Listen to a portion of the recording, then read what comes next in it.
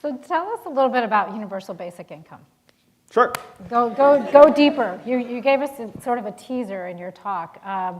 Why did you come to that? How did you come to that? And why does it matter? Yes. So how many of you know a lot about universal basic income? Raise your hand if you know a lot. All right, most of you don't know anything. So about universal basic income. So when I was reading various books about the future of work, automation technology, a lot of them landed on universal basic income as a recommendation. And so I started digging into the history, and it turns out that this is an idea where everyone gets a certain amount of money, free and clear, no questions asked to meet your basic needs. So my plan, the freedom dividend, would give every American adult starting at age 18 $1,000 a month to do whatever you want. So you're all, I think, 18 or over. So you'd all just be getting $1,000 a month, and you'd just be, in many of your cases, you'd just be applying it to school. But if you weren't here at Georgetown, you would still be getting the money, and you could do whatever you want. So this is an idea that was with the founding fathers. Thomas Paine was for it. He called it the citizens' dividend. Martin Luther King championed this as a guaranteed minimum income the year before he was killed. And then in the 70s, Milton Friedman and 1,000 economists championed this idea so much so that Richard Nixon passed it, or it passed the House of Representatives twice under Nixon in 1971. And there's one state today where they did pass a dividend where everyone in that state gets between $1,000 and $2,000 a year. And what state is that? Alaska. And how do they fund it? Oil. And what is the oil of the 21st century? Technology. And so what they're doing for Alaska with oil money, we're going to do for the rest of the country with technology money. They call it the oil check in Alaska. We're going to call this the tech check, and everyone's going to love the tech check. If you're a student at Georgetown, why does this matter to you right now? Well, if you're a student at Georgetown, you're mostly just stressed out about like what your summer internship's going to be, what your job after graduation is going to be. And I would suggest that even for you all, even though many of you are from like very, very strong backgrounds, $1,000 a month would actually be a difference maker for you too. Where if you were coming out of school, it'd be like, hey, if I had $1,000 a month, maybe it'd be more realistic for me to take that creative job or do something a little bit off the beaten path. And so if we had that freedom dividend in place, and if you're a freshman or sophomore here, if I become president, I'm going to try and make this real for you by the time you graduate. But your options do get increasingly constrained. And the perversion is that in some ways, the better you do in our meritocracy, the more you feel like you don't have a choice. Go deeper on that one. What do you mean by that? Well, I went to Exeter and Brown and Columbia for law school, and my friends and I did the same things in the same places. And then when I became an entrepreneur and started this failed company, my friends were advancing at these law firms. They're doing better and better, and they had fancy parties and birthday dinners I couldn't afford to go to, and it made me feel very, very small and bad about myself. So, I mean, it's just human nature. I mean, it's fine, whatever. So that's what I mean is that you naturally end up comparing yourself to a very rarefied peer group, and then you feel like you have to keep up with the Joneses. And so you've been going around the country. I've heard a lot of your talks about universal basic income and running for president. A large part of this is really you're pushing this narrative, this question of what's going to happen to jobs in the future. What's been the reaction?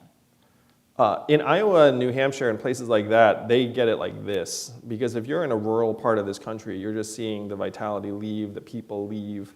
You don't have any meaningful paths forward. Schools are consolidating because there's not enough kids. And so if I go there and I say, hey, have you noticed stores closing? They're like, heck yes.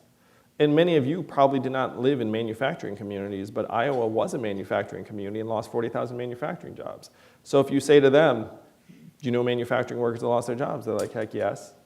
The biggest truck stop in the country is in Iowa 80, in Davenport, Iowa. So you say, hey, do you know truck drivers? Everyone knows truck drivers because it's a massive trucking hub.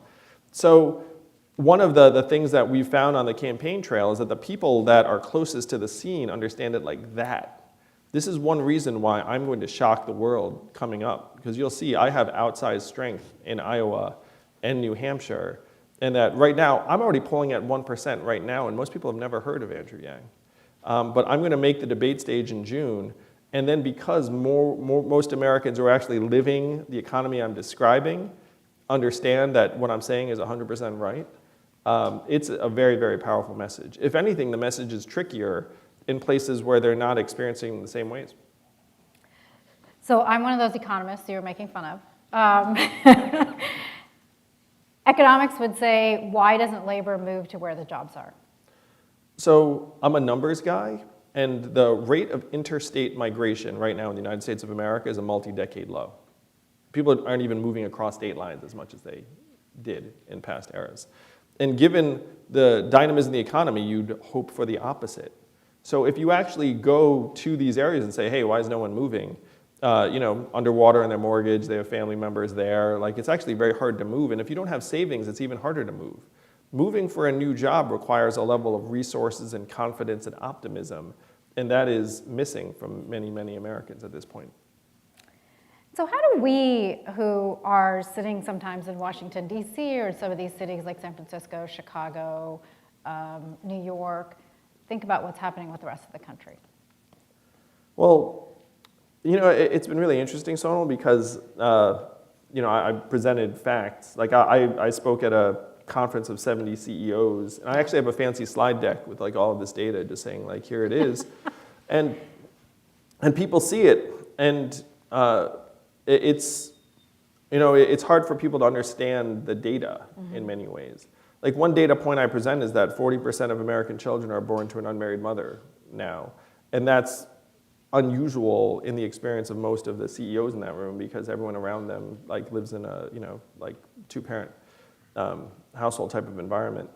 And so the translation of the experience to people who live in prosperous coastal areas, it's not easy. It's like if I knew a better way to do that, I'd be conveying it more impactfully. And as you think about kind of what propelled you to run for president? You gave us a little bit of a teaser again, but running for president is not a small thing. You kind of went in from running a successful company after the failure to starting VFA to then saying, I'm going to run for president because I can make this change happen. Why? Well, there are two attitudes in life. I found one to be more accurate. So the first attitude is someone else will take care of this. And the second is I'm going to have to take care of this. And I've actually met many of the other people who are running for president. And many of them are very fine individuals. Many of them are patriots. They're earnest public servants. But most of them have very, very limited exposure to technology and its intersection with the workforce. And many of them, unfortunately, have only a foggy sense of how the economy functions, in my experience. And it's not a knock on them. It's like if you've been in certain environments for a couple of decades, or you were born in the 1940s, no offense to anyone, but if you were born in the 1940s, some of these issues are not going to be things that you naturally understand. And so I saw the landscape and I said, this problem is definitely not going to get addressed in the right time frame if I don't do something about it. And so I drew up the various paths and what my risk reward was. And I said, okay, if I put my heart and soul into this, I think I can accelerate the eradication of poverty and meaningful solutions to what I see as systemic threats and failures.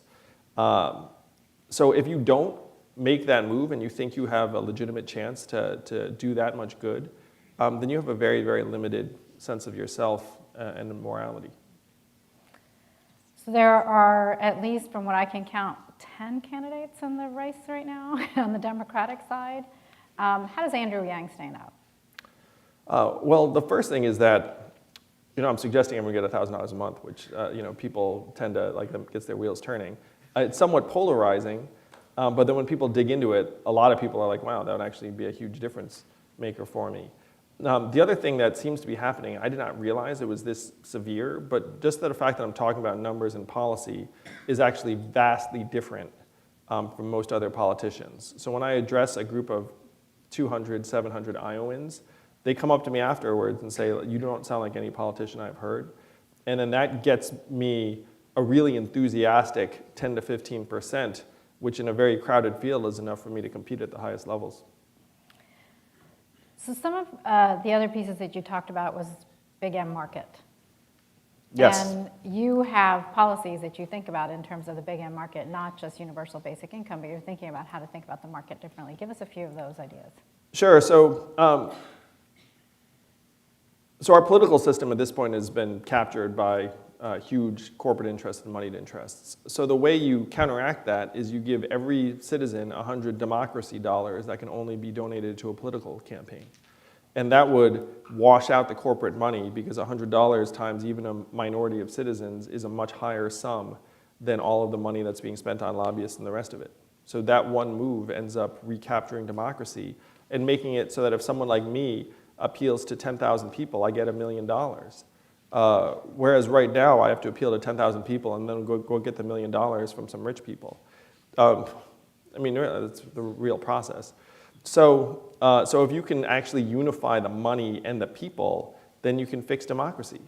It's not that hard. The problem is going to be getting that passed because the corporate interests have spent billions of dollars locking up the system to their own benefit. So 100 democracy dollars. Per American adult per year, and that would do the trick.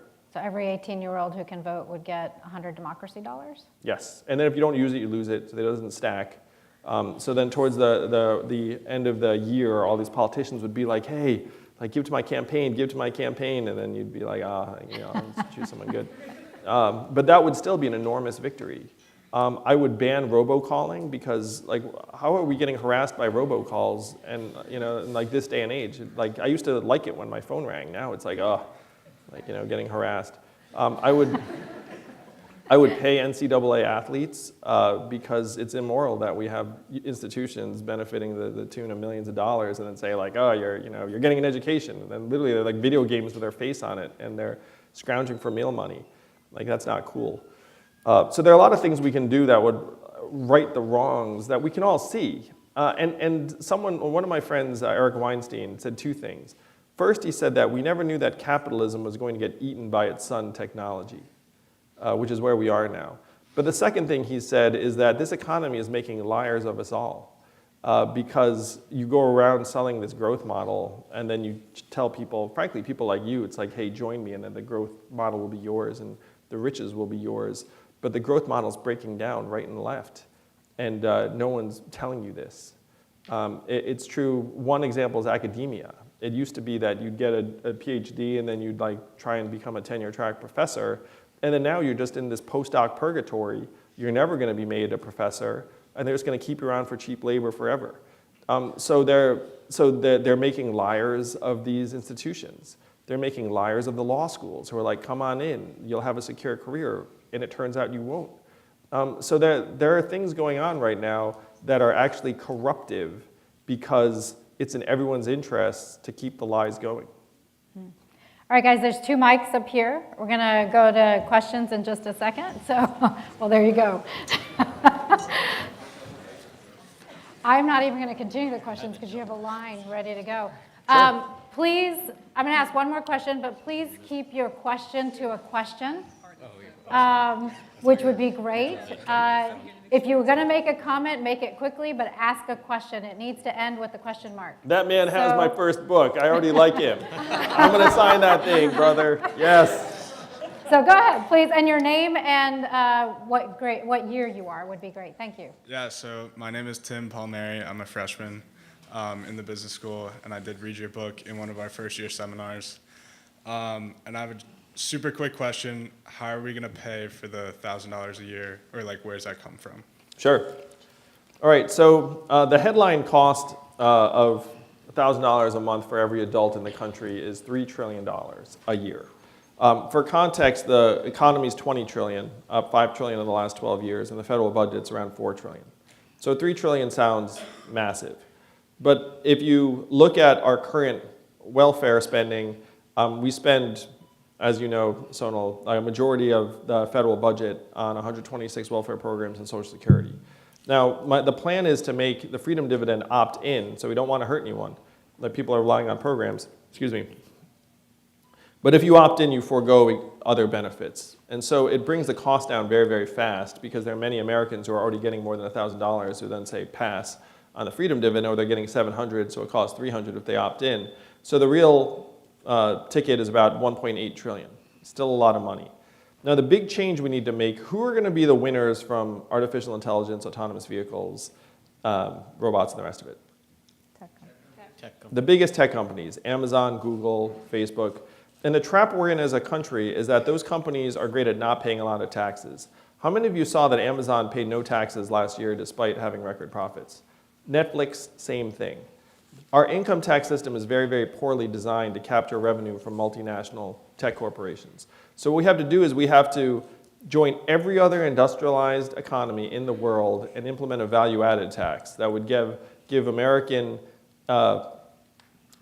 public a sliver of every Amazon transaction, every Google search, every robot truck mile. And because our economy is so vast now at $20 trillion, a value-added tax at even half the European level generates about $800 billion in new revenue.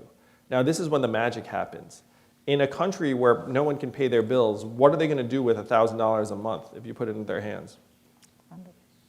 They're going to spend it. They're going to spend it on tutoring and food for their kids, the occasional night out, car repairs they've been putting off at the local hardware store, and that money is going to circulate into the economy. It's going to grow the consumer economy by 8 to 10%. It's going to create 2 million new jobs, and then we get back about $400 billion of that value in new tax receipts, because that's what happens when the economy grows. We're going to save $100 to $200 billion on things like incarceration, homelessness services, emergency room health care, and then we're going to be investing over $1 trillion in making our children and people healthier, better nourished, better educated, mentally healthier.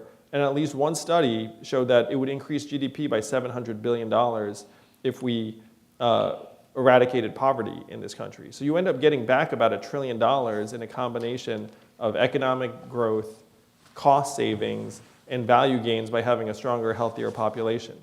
I've been the CEO of several organizations, and CEOs say all the time, we need to invest in our people, we need to invest in our people. And in the public sector, we have the opposite standpoint. We're like, don't invest in anyone. Like, just try and spend as little as possible. And then we end up paying for it on the back end anyway because they hit our institutions in much more costly and destructive ways.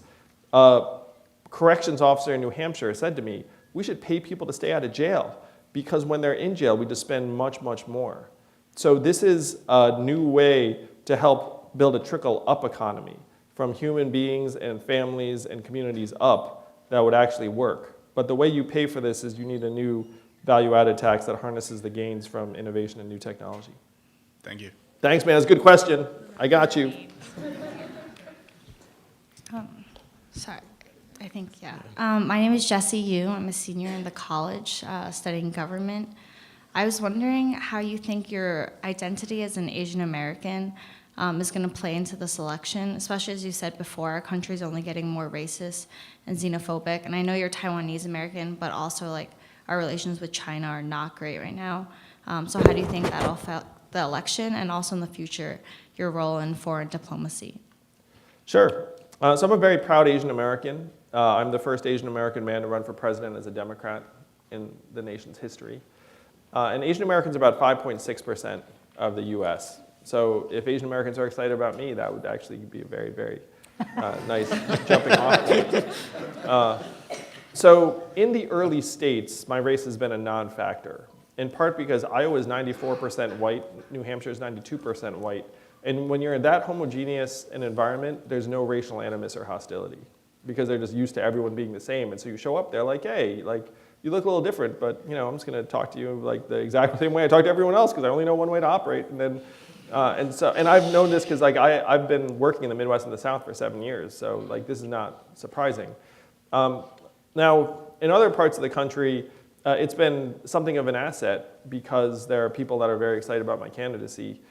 So I'm proud to be in this role. In terms of foreign diplomacy, I will say that right now China is being cast as the #1 antagonist or boogeyman to the US. And that's actually very, very bad over time because there's something of a natural propensity for the US to see someone else winning as the US losing. It's like a zero-sum game. Like if China gets richer and more influential, then it's like somehow really disastrous for the US.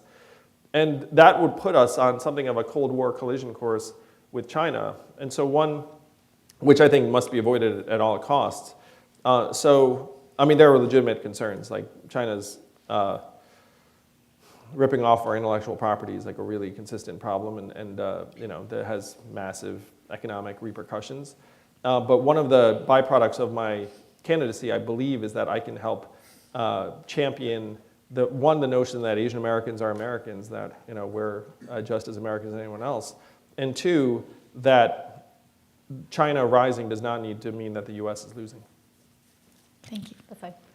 Mr. Yang, thank you for coming to Georgetown. My name is Ben Weinberg. I'm a first-year graduate student at our School of Foreign Service. I'm also an aspiring entrepreneur, so I appreciate your perspectives. My question is about the building blocks of American society and the neglected state of them, such as education, healthcare, and our infrastructure. How do you see the future of the job market in these three sectors, which are likely to continue to grow, and how do we place Americans to handle these priorities as president? Yeah, so the career advice many people have gotten around the country for the last number of decades is go into education and healthcare because they'll always be secure. And we are spending a lot of money in both those spaces. And this is something else, man, I seem so negative. I don't mean to be negative. I'm actually quite uplifting. I'm a very, very, uplifting man. But our educational institutions have started to become a little bit excessive in some respects and then deficient in others.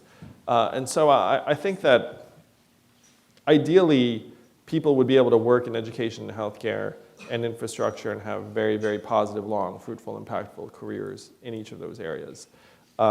In practice, I think it's become a little bit, frankly, market dominated in certainly education and healthcare, where college has gotten 2.5 times more expensive since I was in college, and it has not improved 2.5 times, as far as we can tell. And you all know, it's like, how much does it cost to go here now? 60,000 Yeah, it's like 60,000 a for year. graduate school. Yeah, Yeah. Then we wonder why you need to make money when you come out. So of course. it's so if everyone was getting $1,000 a year, that would be helpful. But I would also forgive a significant proportion of student loan debt and package it as an educational stimulus or an economic stimulus. Because right now, young people are just spending all of their energy servicing a debt load instead of starting families, buying homes, starting businesses like you'd like to do. Mm-hmm. And I owed $100,000 in law school debt myself. I used to call it my mistress because I was like writing a check to some town, being like, I hope my other family is doing well.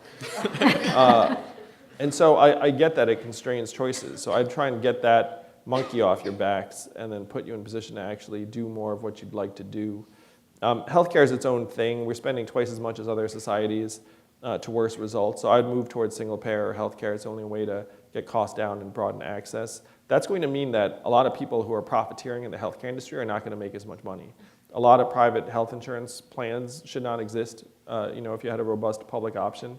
And so so that's what I mean where there are like excess and deficiencies in each of these areas. But I have many good friends who've built great careers in both of those areas. So that's a bit of a twisted answer. Sorry, in infrastructure, like increased spending? Oh yeah, I'm all for spending over $1 trillion on infrastructure. We've let it fall into disrepair in a way that's literally dangerous now. And so I would invest multiple trillions of dollars. It's going to create many, many jobs. We have to make it more resilient and economically sustainable. We have to make it actually resistant to climate change. It would create many, many jobs and opportunities. It would increase economic productivity. So if you get me into office and you want to work in infrastructure, that'd be a great path because then I'm just going to write massive checks to it. And this is one thing I cannot believe Donald Trump didn't do. I was like, if this man does one thing right, it's going to be infrastructure. And he still didn't do it. He could have put his name on it even. You know what I mean? There could be like a Trump, it would be sort of psychologically damaging to be driving over Trump Bridge everywhere you go. But it would have been worth it just to have the damn bridges built. Thank you very much. Hi, my name is Zach Levin. I'm a freshman in the School of Foreign Service. So during your speech, you sort of painted this picture of this automated world where repetitive cognitive and physical labor is done by robots. So in this future, how are we going to provide jobs for the people who used to be a part of that repetitive labor? Yeah, that's the fundamental question. And it's particularly vital for men because it turns out that men deal with idleness worse than women. Women find awesome things to do, and all is well. Not for everyone, but at a much higher rate. Men disintegrate. Men spend 75% of their time on computers playing video games and other things. They volunteer less than employed men, even though they have more time. Their alcohol and drug consumption goes up, and then they tend to spiral downwards into various antisocial behaviors. So the challenge really is to reconstitute paths of structure, purpose, and fulfillment for hundreds of thousands of American men who are going to see their jobs get automated away. And that is the challenge of this time. So there's no easy answer, but I would suggest that if you put $1,000 a month into people's hands, one, at least they feel like they're going to survive. But two, it also strengthens nonprofits and churches and NGOs and organizations in these communities that are going to try and create meaningful opportunities and supports for more and more people. And many of these men also, and I don't want to just make it men because it's everyone, but if you have children too, knowing that when they turn 18, they're getting $1,000 a month is a huge burden that would be lifted. Thank you. But it's a fundamental challenge, no easy answer. It's going to be like on for a long time. Hi, my name is Simon. I'm a proud 2015 Venture for America fellow. What's going on, Simon? I thought that was you. Yeah, it's good to see you. I thought there can't be two people that good looking. So now I'm here at Georgetown. I'm doing my MBA, and I'm in the School of Foreign Service, pursuing a master's as well. And I have a foreign policy question for you. So I'm wondering, since you're running for president, what do you think the appropriate role for the United States is in the global arena? Yeah, so I think our strength abroad reflects how we're doing here. And so we're not doing very well here. Again, life expectancy declined for 3 years, record drug overdoses and suicides, record mental health problems, anxiety and depression. And so we're getting increasingly erratic and unreliable abroad because Donald Trump's like, I don't care what the agreement was, or I'm just going to go in this direction. So job one is to try and reconstitute how we're doing here. And then abroad, I would want to build robust relationships and partnerships because I think the US has gotten itself into trouble by trying to take on too much and doing things that we're not capable of, committing forces with unclear goals and unclear timeframes. And so my policies would be all about restraint and judgment. And if we do go into harm's way, then there has to be a clear set of goals and a clear timeline. That gives you a sense of where Andrew Yang would be on foreign policy. The goal is to take our commitments very, very seriously. And if we're going to do something, do it right, but don't do things that we can't really do. Thanks. Hi, my name's Rebecca Hollister, and I'm a sophomore in the college, undergrad. And I'm from Leavenworth, Kansas, so a lot of what you said really rang true. But I'm also chair of College Democrats here, and many of our members are aspiring people who want to run for office. So what are what are the best and worst parts of running for president? I have to say, I feel so lucky to be running for president, and and it's even working. Like, you know what I mean? Like, there was a chance it wasn't going to work, but it's working great. Raising hundreds of thousands of dollars from tens of thousands of donors around the country. And I'm going to make that debate in June because the criteria is either poll at 1%, which I'm already doing, or get 65,000 individual donations, which I'm on track to do. So if you'd like to help get me on a debate stage, just donate $1 or more at yang2020.com, and then you can say I was a part of getting that guy on that stage. So one reason I feel very lucky is because running for local office is much harder than running for president, it turns out. Because when you run for local office, everyone expects you to be at everything. If it's happening, then they're like, why aren't you here? And then if you're conscientious and want to win, then you will be there. And so you really end up losing any control of your schedule. So I would say that's something I've seen with local candidates consistently, where they just have to give up their cells and their schedule for an extended period of time. The best thing I would say is that you genuinely meet awesome people. Like, you meet the best people, in many cases, in a community that are actually aligned with your values, and that's extraordinarily invigorating and empowering. Like, you just build very intense, real relationships because you're trying to do something important, and the best people will gravitate to that. Thank you. Good evening, everyone. My name is Grant Marthinson, and I'm a first-year student in the Arab Studies program in SFS. And first of all, thank you for being here with us tonight. And my question is, what do you think the greatest foreign policy challenge or threat facing the United States is, excepting climate change? Yes. I think it is managing China's relative rise in a collaborative, cooperative way. So one thing that's going to make that more difficult is this AI arms race that is taking place between the two countries. And China is set to leapfrog the US in AI because they have access to more data, and data is like food for AI. So they have more data and more computing resources because the Chinese government's essentially like blank check for computing resources. I was with the leaders in Silicon Valley, and they were like, we're going to spend $5 billion on computing resources, and China's going to multiply that many times over, and it's very hard for us to compete. So I've said to the people in Silicon Valley, when I'm president, I will match China's resources and get us back to that level, not to try and quote unquote beat China, but just to make sure we can maintain a collaborative relationship, because it's much easier to collaborate if you're one of the leaders.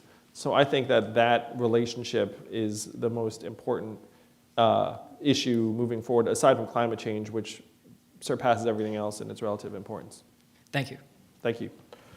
Hi, my name is Allison, and I'm a senior in the MSB. So you kind of pointed out the distributional problem caused by like the rise of AI and like tech conglomerate, but I was wondering how, in terms of your proposal to redistributing wealth, that you're assuming people is gonna use this $1,000 efficiently while they're just getting this with no hard work. So I was wondering why that would be a good solution. Well, I certainly don't assume that everyone's going to use it in my idea of efficiency. Fundamentally, all citizens are owners and shareholders of the society, so it is their wealth. And so if they're going to make a determination that the ideal use of it is like a night at Chuck E. Cheese's or like something, and I'm not a fan of Chuck E. Cheese, maybe it makes me a monster. Like that is almost by definition efficient because that's what they're choosing to do. Now, if there are certain things they could choose to do that we could agree are really counterproductive and antisocial, but we're a nation of laws, and if people do something that's truly destructive, that's puts others in harm's way, then there's still the same system that there is right now. And if anything, the incentive to stay out of jail would be much higher, because if you go to jail, then the freedom dividend goes towards your incarceration and you lose it. And then who would want that? Like, who wants to be like, oh man, like my $1,000 a month's going to like this freaking, like prison guards I don't like. But the net answer really is that like efficiency would be in the eye of the beholder as long as people don't break laws. Thank you. Hi, my name is Adam. I'm a freshman here in the college, and I have just a quick question. You mentioned before the cultural significance that people in our country, mainly men, place on having a job. So why not institute a job guarantee or a robot tax rather than universal basic income? Yes. So robot tax is hard to administer because it's hard to tell what's a robot. Like if CVS replaces a cashier with an iPad, are you like going to tax that? And then is CVS like, can I afford like a robust tax? It's very hard to get that up to a meaningful enough level where it's going to pay for some of these solutions. The issue with the jobs guarantee, I endorse the spirit of a jobs guarantee, because if someone wants to work and then finding work is a problem, then we can address that. That would be great. But the government as an employer of hundreds of thousands or millions of Americans has real problems in implementation. Studies have shown that in past programs, people who've been in that sort of government jobs program have been unable to transition to private employment because private employers don't regard that experience as valuable. And then if you have something as basic as like, I don't like my job, I don't like my boss, like I want to make a change, but you're literally relying upon that job for your very survival, then it's extraordinarily difficult to iron out even basic issues. And then you have a government bureaucrat essentially making those decisions, being like, I have 10,000 workers, like these 300 like really don't like their jobs. And then it's like, okay, then what do I do with those 300 in this world where the government is the employer of such a significant proportion of people? So I understand the spirit of it, but I think in practice it would be deeply problematic, and we are much better off just putting economic value into people's hands and then letting people create jobs and determine their own sense of values. Because with this sort of money in people's hands, you would see a whole rise of what I call artisanal plus opportunities. How many Americans would prefer to do something creative or artistic or coaching in their community or journalism or something that right now the market won't support, that would make those sorts of choices with this kind of economic freedom in their hands? So understand the spirit of the jobs guarantee, but I think in practice, a dividend would be vastly superior. Thank you. Hi, Ginzorg Bappold. I'm senior studying physics and computer science and actually an incoming VFA fellow. Nice. Well done, man. That makes me so happy. So I was wondering if you could go further into how we would have to rethink the way the economy works, because your answer earlier with the $100 for every citizen kind of sounds to me as a tech person as a way to stifle innovation in tech, because people would invest that money into candidates who would rather help the local economy rather than how tech would affect the whole country. Yeah.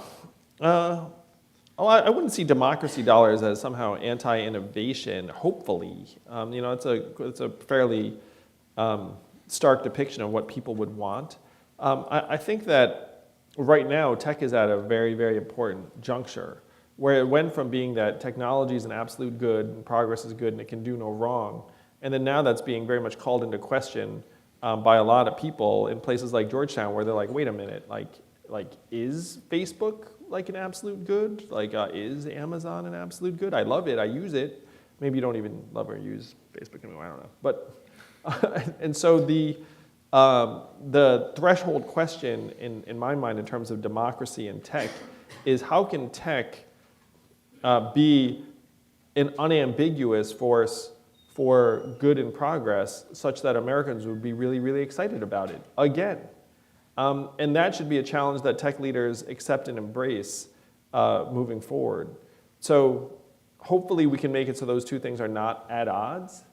But if you're going to function in a democracy, I do think you have to try and win more people over to the fact that progress is good for them, not just good for certain people in certain places. And congrats on joining VFA, man. Do you know where you're going? No, not yet. The process starts in probably a month or so. Yeah, okay, well enjoy this time. You're gonna have a great time, man. All right, thank You're you. gonna have a great time. Thank you. Look at that. So before you go, can I ask you a follow-up question on that, which is, when you think about sort of the tech companies, the value model for them is selling your data. Yeah. And what's the business model? Because if the continuous business model is I give you a free service in order to get your data, we're just basically giving away information about ourselves, which eventually is becoming AI anyway. That's true. That's very true. So I'm for having your information be a property right, where if someone else is profiting from it, you should get a cut. And if someone else is using it, then you should know about it, and you should have a dial. If you say maximal convenience and maximal revenue for me, then they can use your data however they want, as long as they cut you a check every so often. If you say, hey, I don't want you to use my data for stuff, then they shouldn't be using it, even anonymously. Now, there are many companies that this would be very, very problematic to their revenue models. But that, to me, again, is a challenge that they need to overcome. It's right. The value of our data actually can be really, really high. Like in some contexts, it's worth thousands and thousands of dollars, and we're not seeing any of that.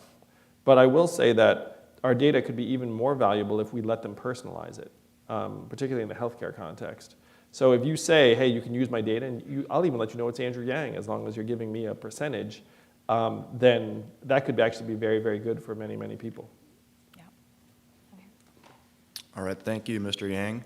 My name is Ruben Blum. I am a first-year grad student here in the School of Foreign Service, and I'm curious how you respond to the potential for inflationary effects of the Freedom Dividend. Even if the overall money supply isn't increasing, would not firms all across the board increase their prices to consumers and perhaps lower their wages to their workers? So I dug into it, and most of the things that we consume are not getting more expensive. So think about in your own lives: media, electronics, clothing, automobiles, food for the most part, all relatively stable or getting better or getting cheaper. So what's been getting more expensive? Unfortunately, it's the really core things like education, housing, and healthcare. So if you put $1,000 a month into all of your hands, it's not like all of a sudden the local restaurant can like double their prices because you're still cost sensitive. You're not made of money, you just have $1,000. And so if I'm like, hey, like, what's the local restaurant here? Tombs. How much does a meal at Tombs cost? $15. So if you came back after I'm president in 2021, I'm like dividends for all, and then Tombs is like, hey, now we're $25. You wouldn't be like, okay, that's fine. You'd be like, what the heck happened here? Like you were $15 last week. And then you'd go to the other restaurant, and there's still competition for your business across every vertical. And so it's not like there'd be massive inflationary pressures in most respects. And the purchasing power would actually help you manage the inflation where it exists in things like education and healthcare, which I have plans to try and get those costs down. But there's no reason to think that Tombs and like, Verizon and everyone else is going to start like doubling their prices just because everyone has a little bit more money. Okay, thank you. And which dorm were you in at Exeter? I was at Peabody. Okay. What was the reputation of Peabody? A lot of video games. That sounds May have been different, but I was in Ewald, so our reputation wasn't vastly superior. Over here. Hi, I'm Roland, I'm senior in SFS. I'm wondering what's your view on the future of social impact investing? And I know the idea is that the market side is supposed to take more social responsibility, and a lot of banking and PE firms have set up that arm. So who do you think should take the lead in that field, and is this going to be sustainable and effective? I'm a big fan of impact investing. I'm a big fan of double and triple bottom line. Right now, it's a very, very small proportion of overall investing, and it's very difficult to optimize for things, at the margins, where you have people who are driven by their financial incentives, and so you have a subset of people that can do very, very important work in the social investing space. I would love to see that work grow. But I do think that there are many, many problems that don't have a market-based solution. And it's hard for anyone to make a business out of it. So as one example, it's like, let's say I've scared you with the truckers a little bit. So you're like, oh, I'm going to try and do something about that. Like, what do you do with 500,000 like displaced 50-year-old truckers? And if you try and create a business around that, it's very, very hard. Like, there's not really like a profit motivation. So we have to be honest about what the market can and can't do. There are things that the market is exceptional at. There are things that impact investing can solve for, but most of the major problems of this era, unfortunately, in my mind, are non-market-based problems. But I love it, and people who do good work, I mean, you're very excited about it. Okay, thanks. First of all, thank you for being here. My name is Diego Salinas. I'm from Puerto Rico, and I'm studying in the college government major. So we've talked about how the issue of technology and job displacement, but I wanted to take a second to focus in the environmental issues. So I know that the Green New Deal is something big right now, and from what I've seen, most of that plan is focusing on reducing or taxing US emissions. But what worries me is that the US's emissions are only 15% of the world's emissions. Yes. So how do we drive down the global emissions, and what kind of policies help promote technology that can kind of be dispersed around the world to reduce those global emissions? It's so true, man. I say the same thing. We're 15% of global emissions, so even if we were to go hog wild reducing emissions, we're probably just slowing the rate incrementally. And so I'd be for rejoining the Paris Accords, and I'd love to try and export more sustainable technology to other societies, but right now, a lot of people are just oriented towards economic growth at any cost, and if like cheap, dirty energy is their path there, then they'll be attracted to that. So I have a relatively dark view on this. Shocking, but I have a relatively dark view on the path of climate change, where we need to start preparing for the worst effects, and we should even start considering geoengineering ways to try and lower the temperature rise, because at this point, as you say, we control about 1/6 of the emissions. And so even if we were incredibly responsible, which we are not right now, it would still end up only slowing the rate incrementally. Thank you. Can I follow up on that for a second? On the policy side of this, how do we think about making those technologies more global public goods? That'd be ideal. You just go around and start giving them away. Just say, hey, guess what? Solar panels, they're yours. I mean, that would have to be the move if you were legitimately going to try and bring down emissions. I also think we need to invest in large-scale carbon capture technologies. We need to be doing much more. And this is going to sound far out, but I think we should be sending mirrored satellites up that just like expand giant mirrors to like deflect some of the sunlight. That would actually work to slow glacier melt and some other things, and the penguins would get some shade. But we legitimately should start like making moves like that are reversible. It's like it's not permanent. You're like, oh, like we don't like the way this worked. But just saying like, hey, we're gonna like slow emissions, it's a loser over time. So, sorry, a quick follow-up. Would you support like, what do you call that? Subsidizing research and development on technology? Oh yeah, I would go huge. I love that stuff. My father has 69 U.S. patents. It's like I love technological progress if we can start solving some of these problems. Thank you very much. Hi, I'm Javier. I'm a sophomore in the college, and I'm from Puerto Rico. And I always see, like, come election time, presidents or presidential hopefuls go to Puerto Rico, get some money, and leave. And the policy is never consistent. Like, Democrats or Republicans, none of them really, long-term help the island. What would be, like, your plans for helping the fiscal crisis and the debt crisis in the island? Yeah, I think it's deeply immoral what we've done in Puerto Rico. And one of the things I've said is that if Puerto Ricans looked like Swedes, this would be a very different picture.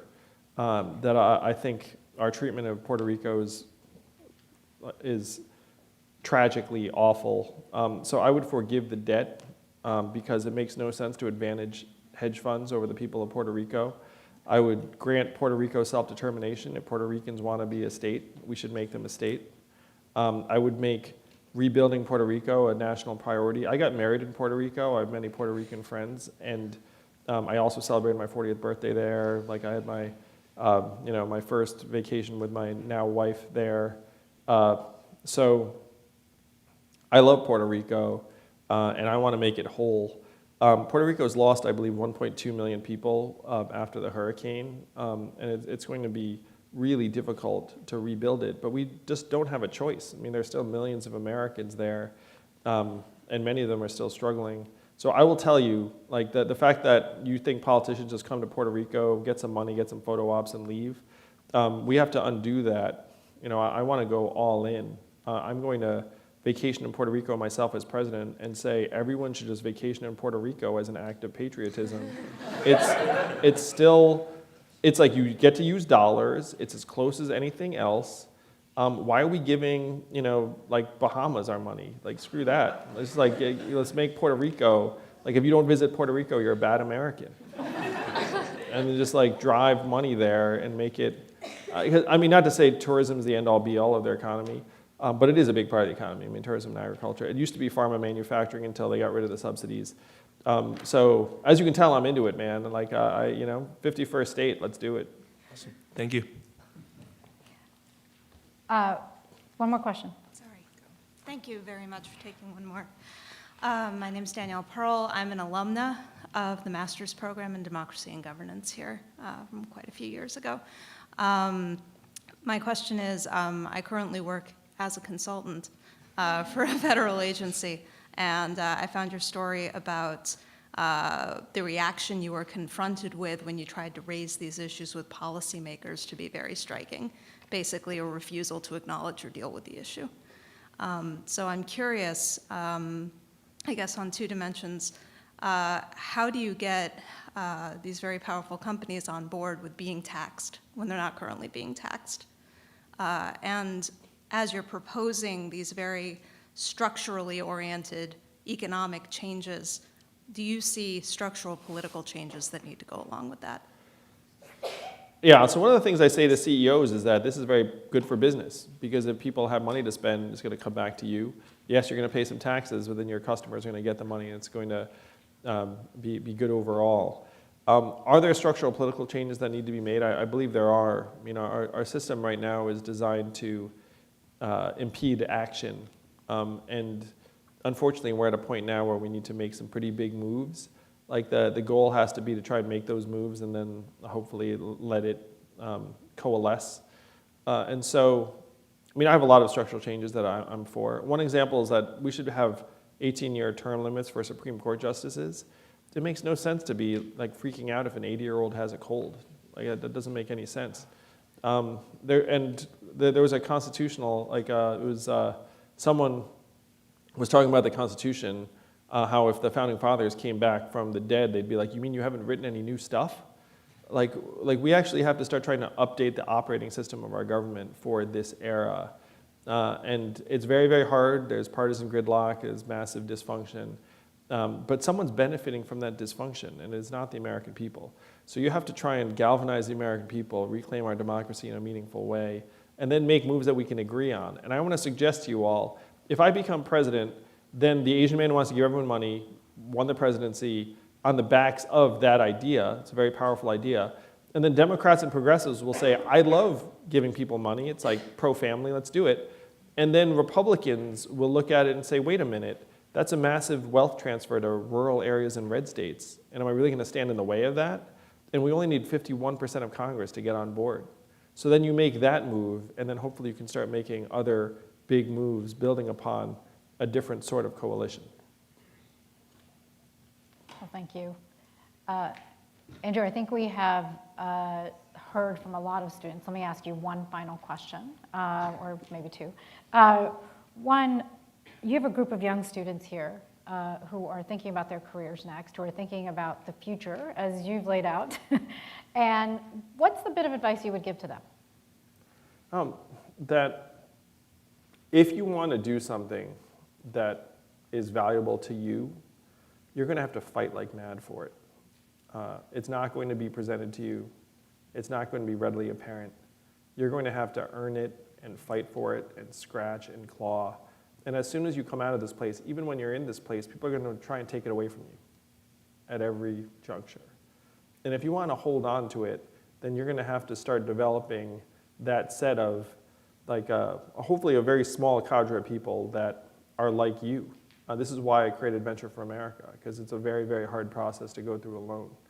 But if you're willing to fight for it, I can guarantee you that you'll end up with the sort of career that you're actually proud of.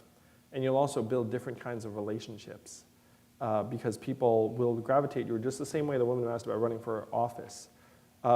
Everything I've done in my career, I've made whole new sets of friends because when you do something that's important to you, other people can sense it. So that's really it, is that you have to fight for it. It will not come to you at all easily. One final one after this. The challenges that we're looking at in the world are fairly large. Climate change, jobs, the future of work. We're going to go into various careers. What can we do to keep those pieces in front of mind, even when you are in the jobs that you go into? What are the things that you can do to keep pushing for that? Yeah, the tips I've given to people who are in that situation, there's nothing wrong with it. I mean, I have many friends who, become partners at various firms and like the rest of it. One is try and keep your cost structure down because it's very, very natural that as you make more money, you spend more money, you buy fancier stuff, you live in fancier places, and the rest of it, take fancier vacations. And then it just ends up building up over time. And before you know it, you're actually very, very inflexible, like you can't do much. So one of the things that I did was like just try to keep my costs very, very low, and then it ended up freeing me up to be able to do different types of things. So just if you get a raise, like pretend you didn't get that raise, just sock it away, and then it ends up building into a fund that maybe will let you do something really interesting at some point. The second thing is trying to talk to people that are not in the same setting that you're in, because there really is a high level of institutionalization and groupthink that builds up. And so if you're talking to different kinds of people, it will keep you much more open and receptive to different kinds of paths and opportunities. Andrew Yang. Thank you all. Thank you. Thanks, guys. Thanks, man. Appreciate you.